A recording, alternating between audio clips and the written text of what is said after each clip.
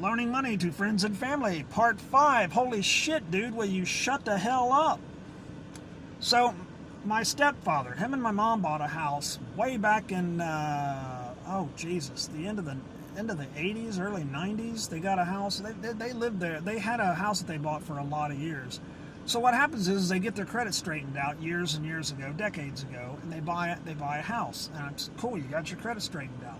Well, my mom is not responsible with money. Let's just say that. So she's not very responsible with money. So he had to actually split up their finances. So he had a bank account and she had a bank account, so that he could pay the bills and she would not be writing checks on money that was not in the account, because he had already paid. So he pays the house payment, and now there's $8 in the bank, and then she thinks that the money that was in there before he paid she thinks that there's like $1,200 in there when there's not, because he already wrote a check against it, right? So she would write a check against it, and then it would bounce, or she would draw money out, and then it would bounce. So he had to separate things. And this is what happens when you got two people handling the money instead of one. You need to either do it separate, or you need to have one person handling the money, one primary person. So that kind of stuff doesn't happen. Or you do like me and my wife do, where we use credit cards, and she uses her credit card, I use my credit card, and then we pay it off. And that way there is nothing to bounce.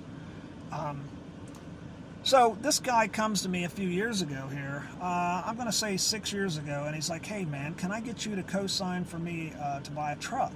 And I'm like, I got perfect credit. I thought you had perfect credit. Didn't you guys buy a house? Don't you have? Now keep in mind, it's been 30 years since they bought the house. I don't know, something like that.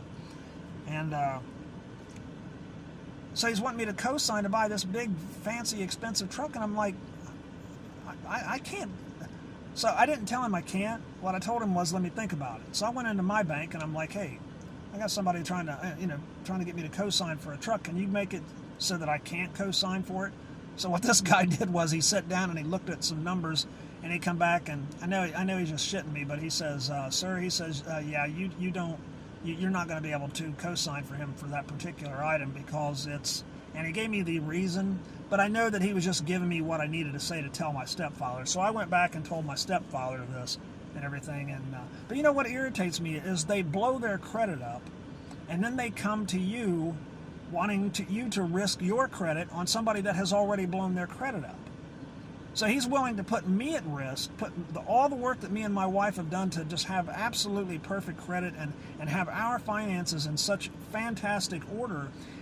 Because he blew his credit up again, he's willing to risk mine again by sticking me with a truck payment in case he blows it up again and doesn't pay it. You know what I mean? Another reason why